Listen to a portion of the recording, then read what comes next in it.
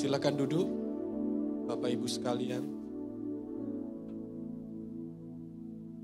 Hari ini saya ingin berbagi dengan saudara semua tentang pengelolaan. Saya rasa ini bukan isu baru buat teman-teman sekalian, tetapi saya ingin mereview kembali, saudaraku. Karena isu pengelolaan adalah isu yang sangat vital di dalam kehidupan kita. Boleh dikatakan bahwa problem iman kita sebenarnya berasal dari ketidakmampuan mengelola. Di area yang kita tidak mampu mengelola, disitulah problem iman kita. Ketika kita tidak mampu mengelola keuangan kita dengan baik, disitulah problem iman kita. Kita mempertanyakan Tuhan memberkati kehidupan kita. Ketika kita tidak mampu mengelola pekerjaan kita dengan baik, di situ problem kita. Ketika kita tidak mampu mengelola hubungan kita dengan baik, hubungan dengan orang tua, hubungan dengan anak-anak, hubungan dengan pasangan, hubungan dengan rekan kerja, hubungan dengan siapapun juga, disitulah problem iman kita. Ketidakmampuan mengelola, sekali lagi, itu akan menjadi dasar untuk kita punya problem iman. Makanya kita harus melihat kembali bahwa setiap kita sebenarnya diciptakan untuk mengelola. Saya menyimpulkan bahwa manusia diciptakan yang pertama sebenarnya untuk bersekutu, untuk berkoinonia. Yang kedua adalah untuk mengelola, dan yang ketiga adalah untuk berkuasa.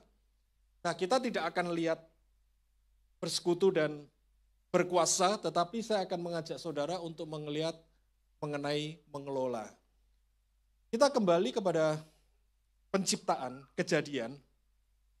Ketika Tuhan sudah menciptakan segala sesuatunya, Dia menciptakan manusia dengan satu tujuan, manusia diberi pekerjaan untuk mengusahakan tanah.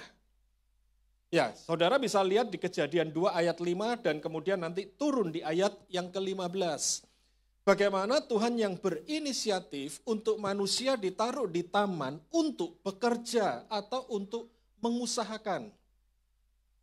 Sebelumnya di kitab Kejadian 1 kita bisa melihat bagaimana manusia diberkati oleh Tuhan, beranak cuculah, kuasai bumi, taklukkan itu semuanya. Nah, kalau Tuhan mengajak kita untuk mengusahakan tanah, Tuhan mengajak kita berkuasa dan menaklukkan semuanya, berarti Tuhan sudah berikan semuanya atau belum? Sekali lagi ya pertanyaan saya, kalau Tuhan sudah menyuruh manusia untuk mengusahakan, untuk menaklukkan, untuk berkuasa, berarti Tuhan sudah memberikan semuanya kepada manusia atau belum? Contoh nih, saya minta Fanny aja deh, sini Van. Boleh bawa air minumnya Van? Atau kamu bawa botol ya? Bawa botol deh, nah botol minumnya. Nah, saya mau kasih contoh, saudaraku. Saya bilang sama Fanny, Fanny, usahakan ini, taklukkan ini, berkuasalah atas ini. Berarti saya sudah kasih belum? Sudah. Semuanya tergantung Fanny, bagaimana Fanny mengelola ini semua. Apa yang tidak saya berikan kepada Fanny, misalkan ini tidak saya berikan kepada Fanny, Fanny tidak punya hak ngatur ini. Kenapa? Karena tidak saya berikan. Kalau Tuhan bilang kepada manusia, manusia diberkati dan kemudian taklukkan itu, berkuasalah atas itu semua, kelolalah itu semua, berarti Tuhan sudah kasih atau belum? Sudah. Makanya saya sangat percaya bahwa sebenarnya kehidupan kita sudah diberkati. Kenapa? Karena kalau tidak diberikan, saya tidak memberikan ini, maka Fanny tidak punya hak untuk mengelola ini.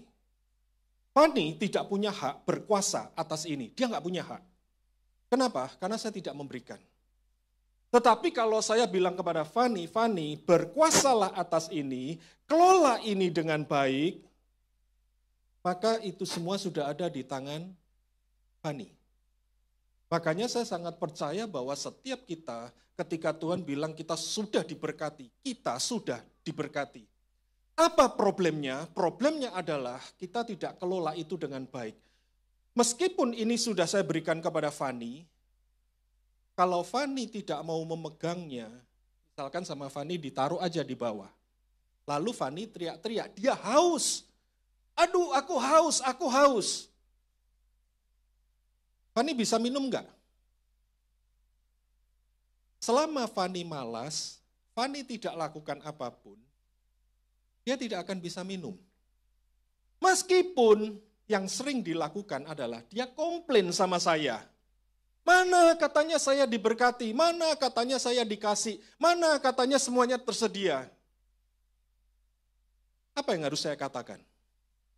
Fani, sudah saya kasih. Yang perlu Fani lakukan hanyalah apa?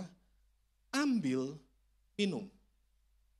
Fani tetap tidak mau, aduh tidak mau itu bau. Kalau bau berarti solusinya apa? Iya, ambil, dicuci, dia minum, selesai. Akan menjadi hal yang aneh kalau Fani hanya komplain kepada saya seakan-akan saya tidak kasih, saya tidak beri. Saya sudah kasih, yang Fani perlu lakukan hanyalah kelolalah, ambillah, ya ambil, dan dia kelola ini dengan baik. Supaya apa? Bermanfaat untuk kehidupannya dia. Thank you, Fani. Nah, demikian juga kita kembali kepada Adam dan Hawa. Manusia sudah diberkati oleh Tuhan. Usahakan ini, kelola ini semuanya, berkuasalah, taklukkanlah. Dan semuanya berarti sudah kita miliki, saudaraku. Cuman masalahnya adalah ketika kita tidak mau mengelolanya, kita tidak mau mengerjakannya, ya semuanya percuma, saudara. Nah, kata-kata mengusahakan itu memiliki arti, itu bekerja atau mengerjakan, memelihara, melayani, bahkan sering dipakai kata yang sama untuk memiliki arti beribadah, melayani Tuhan, bahkan Tuhan Yesus ketika dia berhadapan dengan iblis, Tuhan Yesus bilang hanya kepada Tuhan saja kamu menyembah dan berbakti, itu menggunakan kata yang sama, saudaraku. Nah, dari sinilah orang seringkali bilang bahwa bekerja itu ibadah. Tetapi akan menjadi tidak fair dan kita salah pengertian kalau kita bilang kita bekerja adalah ibadah, kita kerja sungguh-sungguh, tapi kita meremehkan pelayanan, saudaraku. Karena ini adalah kata yang sama. Kalau engkau bekerja adalah ibadah, engkau kerja sungguh-sungguh, maka hari ini kita datang kepada Tuhan di tempat ini untuk beribadah, itu adalah kata yang sama, saudaraku. Maka beribadahlah sungguh-sungguh. Seringkali orang Kristen terjebak dalam dikotomi, pemisahan. Oh, bekerja jauh lebih penting daripada ibadah. Bekerja jauh lebih penting daripada pelayanan. Itu penyimpangan, saudaraku. Ingat, arti kata dosa adalah hamartia. Hamartia apa? Meleset dari sasaran. Sasaran bekerja, mengusahakan, itu identik dengan beribadah, identik dengan melayani. Makanya kita bisa melihat bahwa Adam dan Hawa di dunia pekerjaan, di Taman Eden, dia adalah partnernya Tuhan. Kenapa? Karena kehadirannya dia itu bagian dari ibadah, kehadirannya dia itu adalah melayani apa yang Tuhan mau. Nah makanya kita nggak boleh memisahkan kalau kita bertanggung jawab di dunia pekerjaan kita, bertanggung jawablah di dalam pelayananmu, saudaraku. Kalau engkau bertanggung jawab di dalam pelayananmu, bertanggung jawablah di pekerjaanmu juga, saudaraku. Karena itu sama, apapun yang kita lakukan untuk Tuhan. Entah itu bekerja, entah itu ibadah, entah itu melayani. Jangan merendahkan salah satu, saudaraku. Jangan kita hanya mengunggulkan pekerjaan, lalu merendahkan pelayanan. Atau sebaliknya, kita mengunggulkan pelayanan dan kita merendahkan pekerjaan dan asal-asalan pekerja. Bekerjalah sungguh-sungguh karena itu untuk Tuhan, layani Tuhan sungguh-sungguh karena itu untuk Tuhan, saudaraku. Miliki kehidupan yang balance, saudaraku, yang seimbang. Jangan berat salah satu. Nah, untuk kita bisa mengusahakan, Tuhan memberi manusia satu-satunya ciptaan yang punya kemampuan untuk menciptakan. Sekali lagi ya, untuk manusia bisa mengelola semuanya dengan baik, mengerjakannya semuanya dengan baik, manusia satu-satunya ciptaan di muka bumi yang punya kemampuan untuk menciptakan. Makanya kreatiflah. Saya akan tunjukkan saudara. Adam pertama kali diberi pekerjaan adalah untuk menciptakan nama. Buat teman-teman pengusaha, bukankah menciptakan nama itu sulit? Setuju ya?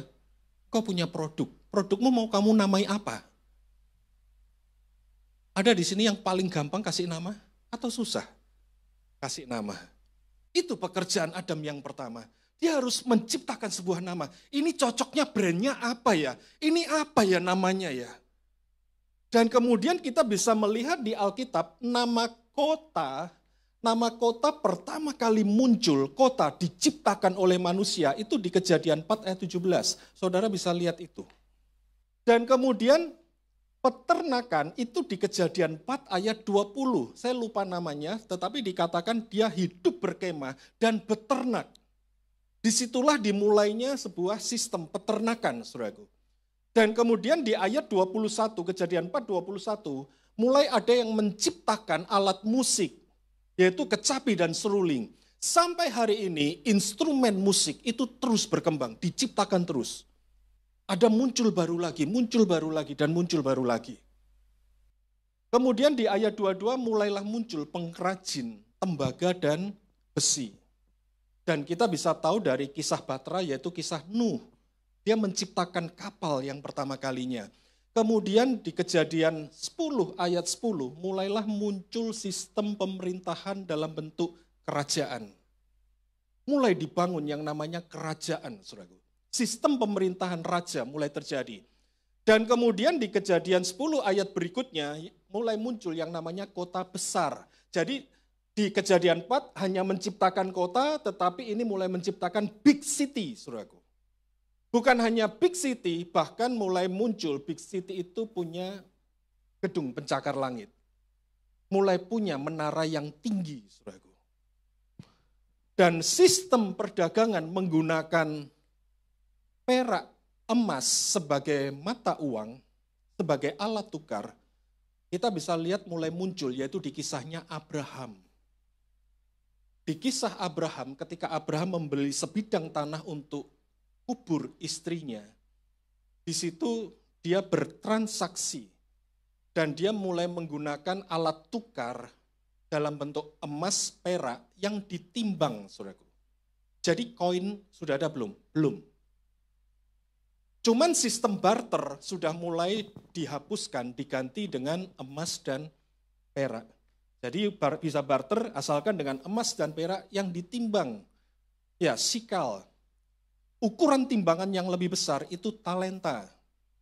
Manusia selalu menciptakan sesuatu yang baru, saudaraku. Ketika dia mengelola semuanya dengan baik, dia menciptakan segala sesuatunya yang baru. Makanya sebagai orang percaya, sebagai orang Kristen, jangan mencintai pengangguran. Cintailah untuk bekerja, dan kreatiflah, saudaraku. Saya sangat percaya bahwa kita diciptakan itu untuk menjadi kreatif.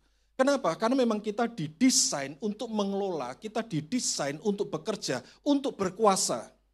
Dan Tuhan memperlengkapi kita manusia dengan kreativitas untuk menciptakan sesuatu, saudaraku. Apalagi katanya tahun depan ekonomi sulit.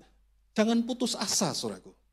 Kreatiflah, ciptakan inovasi-inovasi, ciptakan strategi-strategi yang baru, lakukan sesuatu yang baru, saudaraku. Kita bisa melihat di Alkitab bagaimana penciptaan-penciptaan itu terjadi terus. Sampai hari ini, semuanya diciptakan semua, saudaraku.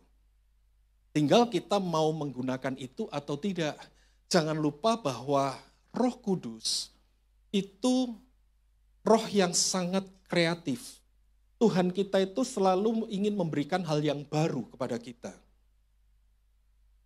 Ingat ya ayatnya ya, apa yang tidak pernah pikirkan di dalam hati, disediakan oleh Tuhan. Apa yang tidak pernah dilihat, apa yang tidak pernah didengar, itu disediakan oleh Tuhan.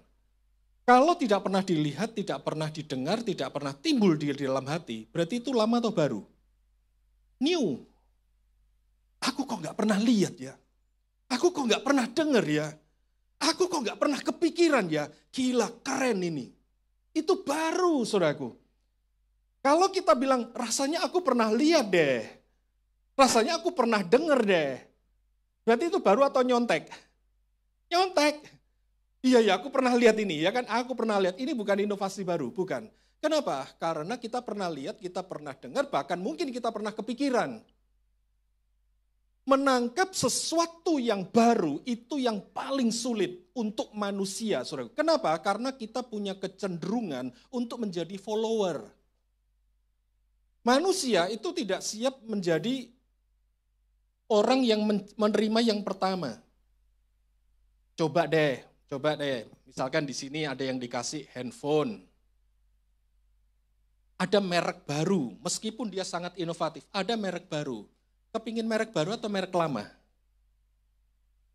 Harganya sama-sama 20 juta.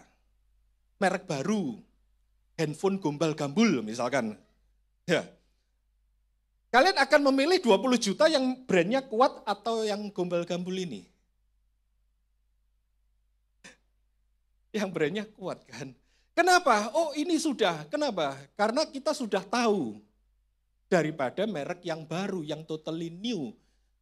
Problemanya kita, kadang kita itu tidak siap menerima sesuatu yang baru. Kita lebih suka mencontek. Makanya bukan Tuhan tidak mau bekerja dalam diri kita yang nggak siap, kita yang suka reject. Nggak mungkin ini, nggak mungkin ini. Nggak mungkin ini. Lebih baik aku buka seperti toko ini, ya kan? Lebih baik aku buka perusahaan seperti ini. Kenapa? Sudah terbukti. Ini jalan. Kita lebih suka terima yang usang, saudaraku. Nah makanya kadang nggak fair kalau kita itu terlalu curiga sama Tuhan. Bukan Tuhan tidak mau kasih, kita yang nggak siap. Tuhan selalu bekerja dengan cara yang baru, miliki kemampuan untuk mencipta. Nah, manusia salah satunya menciptakan uang. Saya ingin menunjukkan ini supaya kita sama-sama tahu bahwa uang itu adalah ciptaan manusia. Uang tadi kita bisa lihat ya, alat tukar emas perak itu pada waktu Abraham mulai tertulis. Dan 7 sebelum Masehi, alat tukarnya menggunakan uang mata panah itu di Ukraina. Kemudian abad 6 itu ini, koin ini. Koin ini dipercaya sebagai koin pertama di dunia. Itu abad 6, sekitar 580 sebelum Masehi. Dan mata uang kertas itu ditemukan pertama kalinya, diciptakan, diyakini yang paling pertama itu di Cina 997 Masehi. Ya, itu uang kertas yang pertama. Makanya kalau kita baca Perjanjian Baru, Tuhan Yesus berurusan dengan koin. Koin Romawi, tidak ada uang kertas, saudaraku. Ya, tidak ada uang kertas. Karena uang kertas Diyakini yang pertama kali adalah 997 Masehi. Jadi 900 tahun setelah zamannya Yesus. Nah ini bentuknya, ini dari museumnya BI, saudaraku. Nah, makanya kalau sampai manusia cinta akan uang, itu adalah penyembahan berhala, saudaraku. Karena uang sejujurnya itu hanyalah ciptaan manusia. Nanti kita akan lihat lebih jauh ya. Nah, semua ciptaan ini sebetulnya harapannya adalah apa? Harapannya mempermudah manusia untuk mengelola apa yang menjadi kepentingan Tuhan. Dengan semua ciptaan-ciptaan yang ada. Makanya saya taruh di bawah. Kenapa taruh di bawah? Karena ini grade-nya sebetulnya paling rendah, saudaraku. Ini adalah ciptaan manusia. Seharusnya lah semua ciptaan manusia itu untuk mempermudah kita melakukan pengelolaan seperti yang Tuhan mau.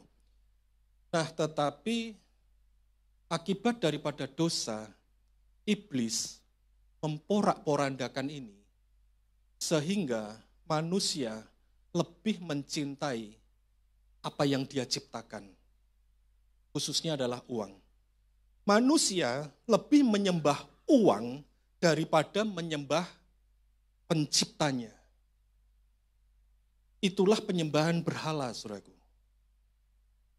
Dan iblis sengaja menjebak kita untuk mengajak kita melakukan substitusi atau shifting dari apa yang Tuhan mau, saudaraku.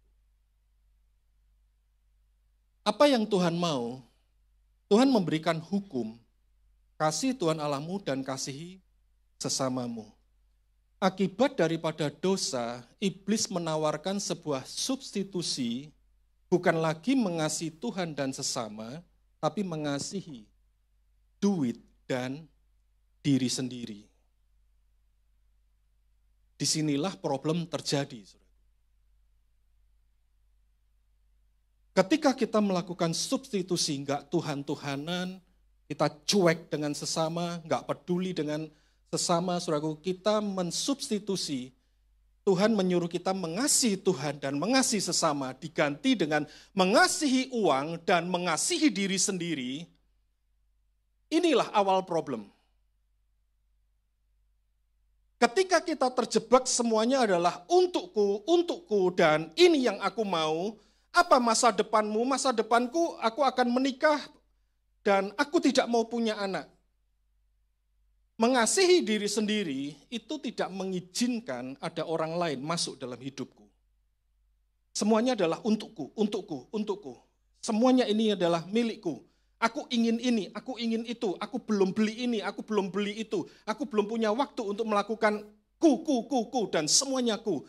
Itulah mencintai diri sendiri, saudaraku. Semuanya berpusat kepada keinginanku, kepentinganku, apa yang aku mau. Dan solusinya untuk memenuhi semua aku butuh duit lebih banyak. Bukan butuh Tuhan lebih banyak, tapi aku butuh duit lebih banyak. Kenapa? Karena semua keinginanku, kemauanku, hanya duit yang bisa memenuhinya. Inilah akibatnya, saudaraku. Kita jatuh dalam pencobaan, jerat nafsu, keruntuhan, kebinasaan, menyimpang dari iman. Makanya orang yang mencintai akan uang, mencintai diri sendiri, menyimpang dari iman, wajar. Dia akan menggunakan firman justru untuk memanipulasi, saudaraku. Ya, jadi dia bukan beriman kepada firman, tetapi cinta akan uang menjadi landasan untuk dia harus melegalisir, dia harus melakukan legalitas dengan manipulasi firman. Lebih menuruti hawa nafsunya. Nah, hati-hati jebakannya, sekali lagi, kita akan digeret, saudaraku, untuk substitusi ke sini. Dan kemudian apa yang terjadi? Kita mulai menyimpang dari yang namanya tujuan. Kita mulai menyimpang. Kenapa menyimpang? Karena sekali lagi, tujuannya adalah supaya aku menjadi kaya dan semakin kaya aku punya banyak semuanya. Saya bukan anti kekayaan ya, bukan. Saya sangat percaya bahwa Tuhan itu sangat ingin memberkati setiap kita. Dan Tuhan itu sudah memberikan kekayaan kepada setiap kita. Saya sangat percaya itu, saudaraku. Oleh sebab itu, kalau engkau bekerja, engkau memang harus menjadi kaya. Harus, saudaraku. Kalau sampai engkau tidak kaya, berarti ada cara yang salah dalam kamu bekerja, atau ada cara yang salah di dalam pengelolaan keuanganmu. Ada orang yang omsetnya terus bertumbuh, tetapi merasa nggak pegang uang. Di mana uangku? Nah itu mungkin problem pengelolaan keuangan, saudaraku. Atau pekerjaannya tumbuh, tetapi dia merasa semuanya berantakan. Berarti pengelolaan di dalam pekerjaan, saudaraku. Saya sangat percaya ketika kita mengelola semuanya dengan benar, kekayaan itu sudah ada di tangan kita, saudaraku. Jadi saya berbicara seperti ini bukan saya anti kekayaan, tidak, sama sekali tidak. Tetapi hati-hati, dosa itu menyimpangkan kita untuk tidak lagi mencintai Tuhan dan mengasihi sesama, tetapi kita lebih mencintai uang dan diri sendiri. Yang penting aku, yang penting aku, yang penting aku, yang penting aku. Nah ini yang harus kita hati-hati, saudaraku.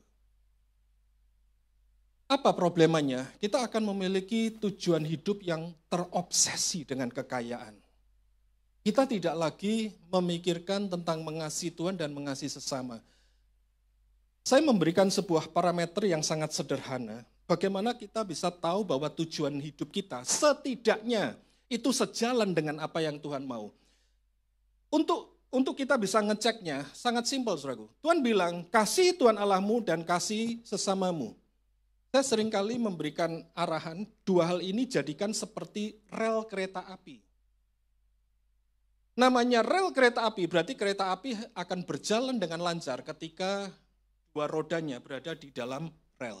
Rel satunya adalah kasih Tuhan Allahmu, pastikan apa tujuanmu, pastikan bahwa engkau sadar, Tuhan aku ingin persembahkan ini karena kecintaanku kepadamu. Rel satunya, aku akan lakukan ini karena aku ingin bermanfaat untuk orang lain. Aku ingin memberikan sumbangsi untuk masyarakat. Aku ingin memberikan sumbangsi untuk kota dan bangsa. Maka aku akan lakukan ini. Aku akan lakukan sungguh-sungguh. Tujuanku kemana? Pastikan karena engkau mencintai Tuhan dan engkau peduli dengan sesama. Nah kemudian apa yang menyimpang? Yang menyimpang adalah nilai hidup. Value. Semuanya diukur dengan uang. Kalau kamu berduit, ini keluargaku.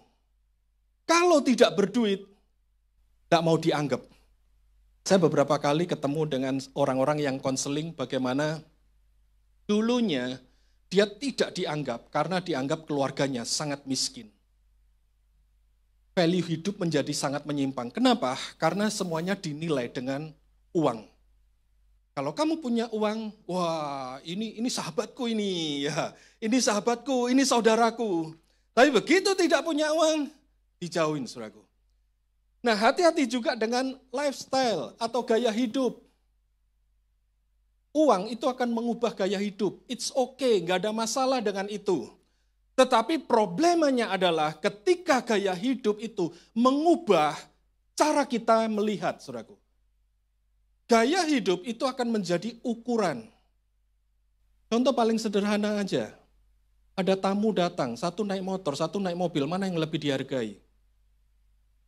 Mobilnya satu Avanza, yang satu BMW, mana yang lebih dihargai? Yuk, nggak usah ngaku deh ya. Ya. Yang satunya bertamu, bawanya gadgetnya masih Nokia, 300.000. Yang satu bertamu, gadgetnya 25 juta.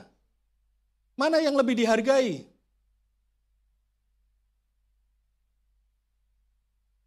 Ketika kita berfokus kepada uang, lifestyle kita berubah. Sekali lagi tidak ada yang salah dengan lifestyle berubah. Lifestyle berubah, tapi karena fokusnya kepada uang, kita akan mengukur semua orang berdasarkan uang, saudaraku. Kita tidak lagi menghargai orang karena dia adalah sosok pribadi yang memang harus dihargai. Tapi kita menghargai orang, gak peduli kamu jahat atau baik selama kamu tongkronganmu bawa Mercy, BMW, atau bawa merek-merek yang lain, aku terima, aku hormati. Gak peduli maaf meskipun kamu brengsek. Tapi meskipun kamu baik, tapi kalau kamu cuma datang naik motor, bilang ya aku gak ada, males aku ketemu dia. Sekali lagi tidak ada yang salah dengan lifestyle, saudaraku. Tapi belajarlah memiliki barometer yang tepat untuk menjaga diri kita, saudaraku. Maksud saya menjaga diri kita begini. Misalkan kau punya barometer, income-mu misalkan 100 juta. Lifestyle-mu itu misalkan 40 juta cukup. Nah, ketika income-mu 100 juta dan lifestyle-mu 40 juta, jangan yang 60 juta dihambur-hamburin. Tapi kelolalah yang 60 juta dengan baik. Kalau income-mu naik 150 juta, dan lifestyle-mu hanya naik 5 juta, 45 juta, berarti engkau punya uang sisa berapa? 105 juta. Jangan dihambur-hamburin. Miliki barometer untuk kita belajar kuasai diri. Kalau aku segini cukup, aku segini cukup. Bagaimana dengan kekayaan yang Tuhan limpahkan? Nanti kita bisa lihat, saudaraku, apa yang kita bisa lakukan. Ya, miliki barometer, saudaraku. Jangan barometer ini dilepas. Kalau barometer ini dilepas, aduh gawat, saudaraku. Dengar nggak? Ada yang ketangkep 1 triliun. Hampir 1 triliun cash-nya. Memalukan ya. Maksudnya untuk apa kita korup sampai 1 triliun, saudaraku. Gak masuk akal banget. Makanya kita harus jaga diri kita dengan barometer. Oke, lifestyle-ku segini cukup. Jaga, saudaraku. Ditingkatkan boleh gak? Boleh, tingkatin. Sesuai dengan kesepakatan pasangan, suami istri. Ya, lihat income-mu dan seterusnya, saudaraku. Dan tetapi kalau sudah ditingkatin, sewajarnya dijaga lagi, saudaraku. Jangan barometernya dilepas. Waduh, barometernya dilepas gawat banget. Kita seperti merasa tidak ada puasnya melihat uang, saudaraku. Hati-hati ya. Uang itu kenapa bisa menggantikan Tuhan? Karena uang itu sifatnya unlimited. Uang itu bicara numbers, angka. Angka itu sifatnya unlimited, saudaraku. 10 juta ditambah 1 nol aja. Kamu udah kerja kayak orang gila enggak? Karena harus mencapai dari 10 juta ditambah 1 nol menjadi berapa? 100 juta. 100 juta ditambah 01 aja. Sudah berapa? 1 miliar. Kerjanya sama enggak sih? Antara 10 juta dan 100 miliar? 10 juta dan 1 miliar. Kerjanya sama atau beda sih? Beda. 1 miliar enggak puas, tambah 0 satu lagi. Berapa? 10 miliar. Gak ada habisnya, saudaraku. Uang itu sifatnya unlimited. Kenapa? Karena dia cuma numbers, angka. Sehingga ketika kita tidak punya barometer untuk hidup kita, kacaulah hidup kita, saudaraku. Nah, apa yang kita bisa lakukan? Boleh? Ya, tolong. Ya. Yang kita bisa lakukan adalah yang pertama, kembalikan uang pada posisinya bahwa dia hanyalah alat untuk melayani, bukan tujuan. Masa depanmu itu adalah membangun kehidupan, saudaraku. Bangun keluargamu, bangun anak cucumu, itu adalah masa depanmu. Jadi uang itu hanyalah alat untuk membangun masa depanmu. Jangan dia dijadiin tujuan, jangan dibalik, saudaraku. Jangan. Uang itu untuk membangun kesehatanmu. Maka yang paling penting apa? Kesehatan atau duitnya? Kesehatan. Jangan dibalik, saudaraku. Uang itu hanya untuk mensupport aja. Nah, gawat banget kalau kita menjadikan itu sebagai tujuan. Nah, kembalikan uang pada posisinya bahwa dia adalah alat ciptaan manusia untuk melayani, saudaraku. Miliki tujuan dan cara pandang yang benar tentang keuangan. Miliki tujuan dan cara pandang yang benar tentang keuangan. Sekali lagi, kalau kita tidak punya cara pandang yang benar tentang keuangan, hidup kita kacau. Kenapa kacau? Uang itu sumber atau Tuhan itu sumber? Yakin? Gak punya uang nangis atau gak punya Tuhan nangis? Pilih mana? Gak punya uang sedih atau gak punya Tuhan sedih? Punya uang bahagia atau punya Tuhan bahagia?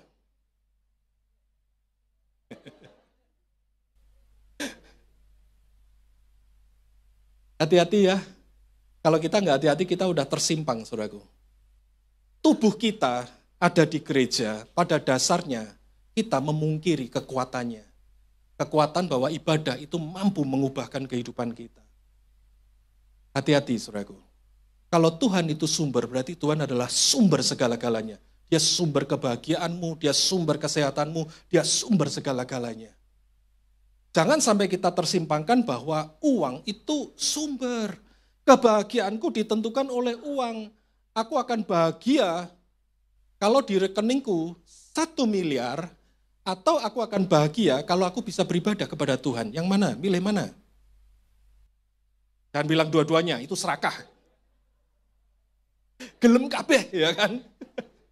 Iki gelem ya. Oke, berikutnya. Nah, fokuslah pada tujuan seperti yang Tuhan Yesus lakukan. Tuhan Yesus dalam kehidupannya butuh uang enggak? Butuh. Saudara bisa baca di Lukas 8 bagaimana Yesus mendapatkan donasi dari perempuan-perempuan kaya untuk perjalanannya dia. Jadi Tuhan Yesus menerima uang. Tetapi kita juga bisa melihat di dalam Injil, Tuhan Yesus tidak pernah tergantung kehidupannya dengan keberadaan uang, saudaraku. Saudara bisa lihat bagaimana Tuhan Yesus tidak tergantung dengan itu semua. Bahkan dia berani men-challenge murid-muridnya, pergilah, gak usah bawa apa-apa. Kenapa? Tuhan Yesus menunjukkan sebuah prioritas bahwa pemeliharaanmu, sumbermu itu adalah Tuhan, bukan duit. Nah, terus bagaimana kita bisa, apa yang harus kita lakukan berkenaan dengan tujuan? Sekali lagi belajar dari Tuhan Yesus, dia berjalan keliling dan menyentuh problem manusia. Fokus kepada kehendak Bapa, kalau kita melihat apa yang Tuhan Yesus lakukan, Tuhan Yesus menyentuh problem manusia. Apa yang dia sentuh? Dia beritakan kabar baik kepada orang-orang miskin. Saudara bisa lihat ayat-ayatnya. Tuhan Yesus selalu mengajar kemana-mana. Apa yang dia sasar? Dia menghilangkan kebodohan. Saya sangat percaya, saudaraku, bahwa problem masyarakat sebetulnya bukan kemiskinan, tetapi kebodohan. Karena saya melihat banyak sekali cerita bagaimana orang mentas dari kemiskinan ketika dia menjadi pandai. Orang akan terus terjebak dalam kemiskinan ketika dia menjadi bodoh pola pikirnya dia. Dan kesehatan. Nah jadi apa yang aku lakukan tadi ya, kalau kita bicara tujuan, kasih Tuhan Allahmu, kasih sesamamu, bagaimana dengan bisnisku? Bisnisku punya manfaat enggak? Pastikan aja. Kalau engkau punya motif yang baik, engkau seorang entrepreneur, engkau punya motif yang baik, aku ingin mengentas kemiskinan, aku ingin bantu orang-orang punya pekerjaan, jaga motifmu itu. Apalagi ketika bisnismu menjadi semakin besar. Jaga motifmu untuk tetap lurus, saudaraku. Ya, atau mungkin untuk kesehatan. Mungkin kau seorang penyanyi misalkan, atau pemusik. Pastikan aja bahwa engkau nyanyi bisa membuat orang makin sehat, bukan makin stres, saudaraku. Loh, ada kan lagu-lagu yang bikin makin stres? Ya, bahkan dulu, ini dulu ya, pengalaman dulu. Bagi saudara yang tahun 70-an, mungkin saudara pernah dengar lagu Stairway to Heaven. Dan Stairway to Heaven itu sempat ditakuti oleh banyak orang karena lagu itu membuat orang menjadi bunuh diri. Karena kejadian, saudara, itu lagunya Led Zeppelin. Ya, Stairway to Heaven. Akhirnya lagu itu banyak orang ngeband bahwa ini adalah lagu setan. Kenapa? Karena terjadi bunuh diri gara-gara lagu itu, saudaraku. Ya, musik, hiburan itu mempengaruhi kesehatan mental, saudaraku. Oke, yang terakhir. Yang terakhir, bekerjalah dan milikilah penghasilan, saudara. Sekali lagi, orang Kristen harus suka bekerja. Gak boleh malas, saudara. Kenapa kita harus bekerja? Kenapa kita harus punya penghasilan? Minimal, nomor 1, jadilah mandiri, saudaraku. Ayat ini mengatakan barang siapa tidak bekerja, jangan dia apa? Makan. Barang siapa gak kerja, jangan makan. Jangan minta-minta, saudaraku.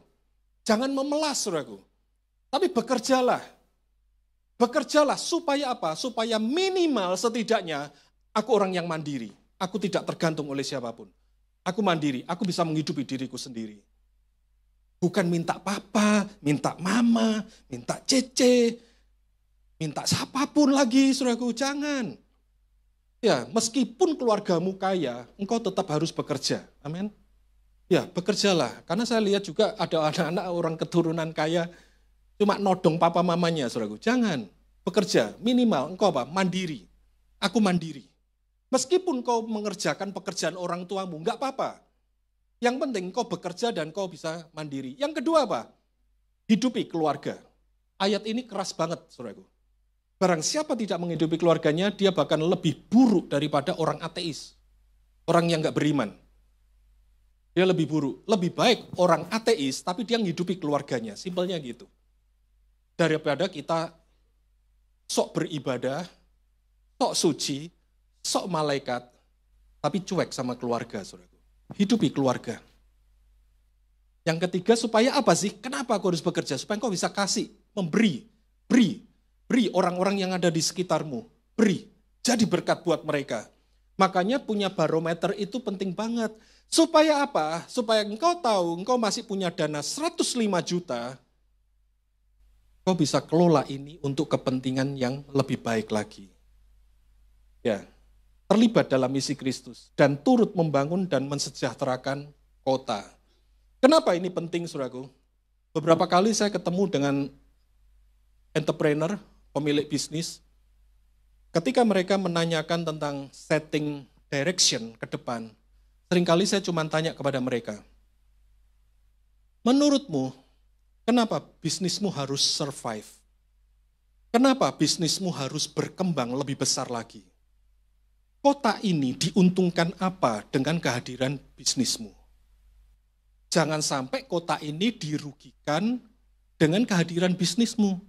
Sehingga bisnismu makin gede, kota ini semakin dirugikan.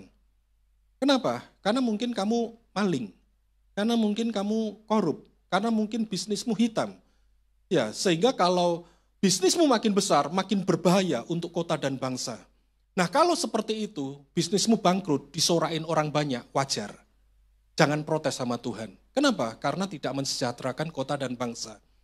Nah, kalau kamu ingin bisnismu besar, pastikan bisnismu itu bermanfaat bagi kota ini. Sehingga apa? Sehingga warga di kota ini akan bilang, bisnis ini harus dipertahankan. Kenapa? Karena sangat memberkati masyarakat, bahkan turunan kepada turunan. Ya, kalau memang bisnismu baik, bisnismu harus eksis 100 tahun. Kalau bisnismu baik, bisnismu harus eksis 150 tahun. Kenapa? Karena memang membawa kesejahteraan untuk orang-orang yang ada di sekitarnya. Nah, jadi bekerjalah dengan baik, milikilah penghasilan, jadilah pengelola yang baik di mata Tuhan. Mari kita berdoa. Terima kasih Roh Kudus, berbicaralah Engkau lebih banyak lagi kepada setiap kami. Nyatakan isi hati-Mu Tuhan dan tuntun langkah-langkah kami untuk menjadi seperti yang Kau mau. Di dalam nama Tuhan Yesus. Amin.